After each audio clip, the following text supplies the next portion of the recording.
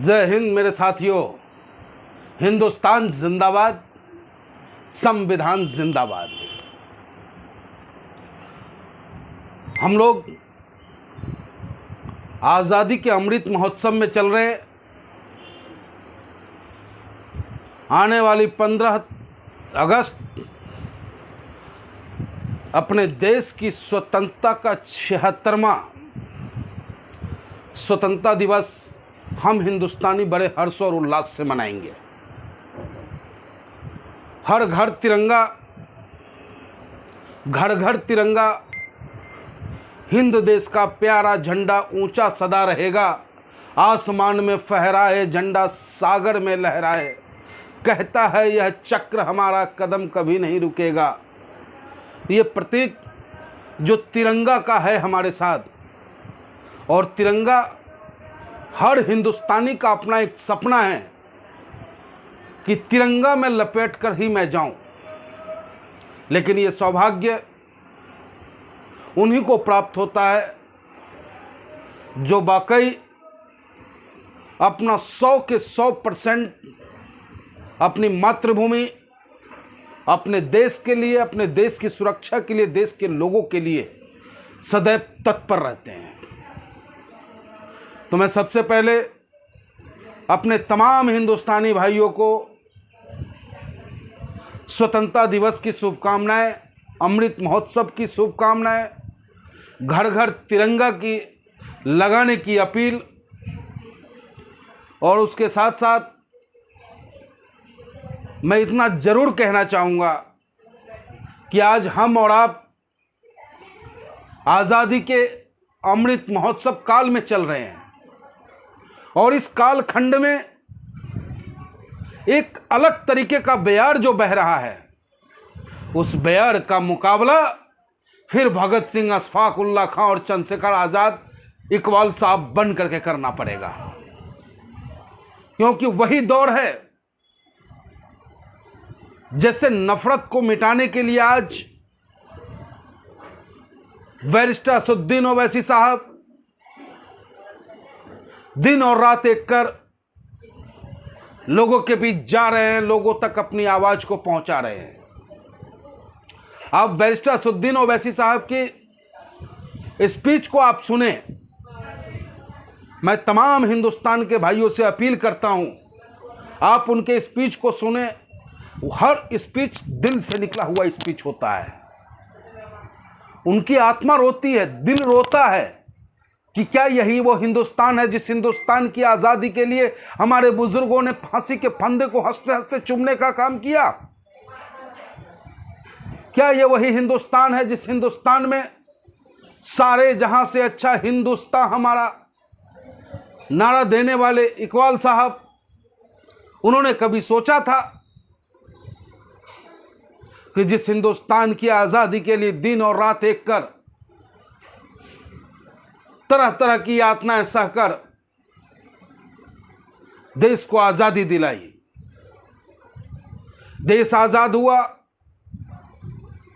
लेकिन 1947 में 14 अगस्त को एक ऐसी फिजा बनती है, एक ऐसा माहौल बनता है, और उस माहौल में हम हिंदुस्तानी का एक टुकड़ा होता है जिस पाकिस्तान नाम पड़ता है। उस पाकिस्तान के बंटवारे की जिम्मेदार हिंदुस्तान के आम मुसलमानों को बताया जाता है।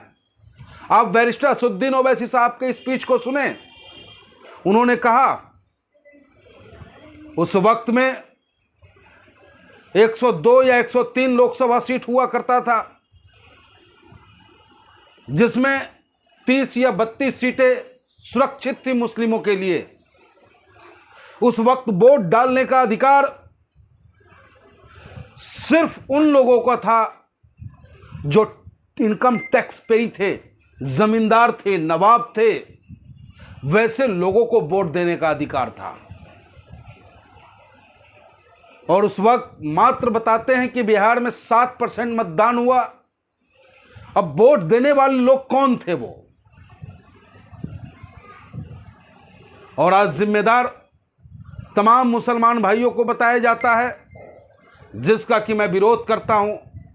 और मांग करता हूं अपने हिंदुस्तान के नौजवानों से, सभी वर्गों से, सभी धर्मों से कि आओ मिलकर चले, अपने देश को मजबूत करें। आओ मिलकर चले, अपने तिरंगा की आन बान शान को बढ़ाएं।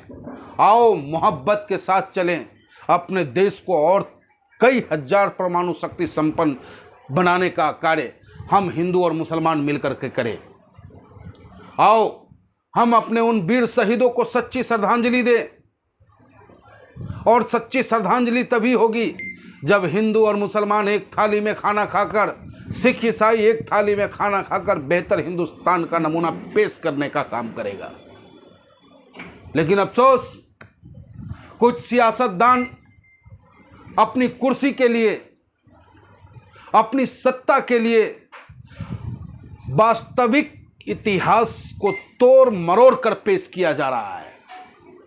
इसलिए जरूरत पड़ गया है कि फिर एक इनकलाब हो। इनकलाब का नारा भी किसने दिया था? उसमें इकबाल साहब का भी योगदान, मोहम्मद इकबाल साहब का, और ये नारा मजबूती के साथ बुलंद किया था तो शहीद आजम भगत सिंह जी ने। इनकलाब का मतलब क्या होता है? बदलाव, क्रांति, कुशासन के खिलाफ इनकलाब, भ्रष्टाचार के खिलाफ इनकलाब, नफरत के खिलाफ इनकलाब।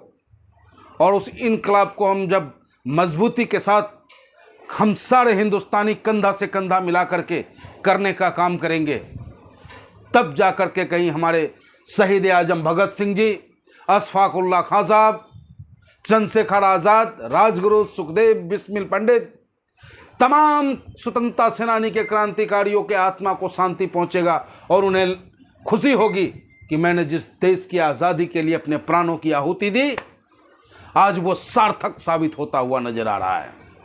तो आओ मेरे हिंदुस्तानी भाइयों, आए हम मिलकर चलें।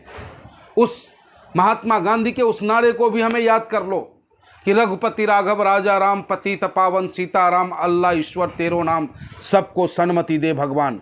तो हम सब एक होकर के, राम के मानने वाले, अल्लाह के मानने वाले, वाहेगुरु के मानने वाले, ईसा मसीह को मानने वाले, सब के सब एक होकर के अपने हिंदुस्तान की आन बान शान को बनाए रखे, बचाए रखे, उसे ताकतवर बनाए। और ये तिरंगा देख रहे हैं आप, तिरंगा क्या है? तिरंगा में 3 कलर दिए गए, केसरिया, सफेद, हरा, और उसके साथ एक अशोक चक्र दिया गया। यह संदेश देता है हमें। आज मैं हरा पटका लेके चलता हूं, लोग तरह तरह की बातें करते हैं, लेकिन वही लोग बातें करते हैं जो नाकारा होते हैं। हमें मोहब्बत है उस कलर से, हरा कलर से मोहब्बत है, तिरंगा से मोहब्बत है, केसरिया से मोहब्बत है, सफ़ेद से मोहब्बत है, और अशोक चक्र से भी मोहब्बत है। कहता है केसरिया, केसरिया रंग भरने वाला। केसरिया जो है शक्ति का प्रतीक है, आपके अंदर उमंग भरता है। तो केसरिया रंग भरने वाला, सादा है सच्चाई। जो सफ़ेद कलर है वो सच की प्रतीक है, शांति की प्रतीक है। और हरा रंग है हरी हमारी धरती की अंगराई। कहता है यह चक्र हमारा कदम कभी न रुकेगा, हिंद देश का प्यारा झंडा ऊंचा सदा रहेगा, ऊंचा सदा रहेगा। जय हिंद का नारा भी देने वाला कोई और नहीं, वो मोहम्मद इकबाल साहब थे। जय हिंद एक अभिवादन का शब्द है जो हर व्यक्ति को ये यूज करना चाहिए। जय हिंद शब्द मैं अपील पुनः करूंगा अपने देश के नौजवानों से, पढ़े लिखे लोगों से, कि नफरती बातों को ख़त्म करें, मिल करके चलें, देश को मजबूत करें।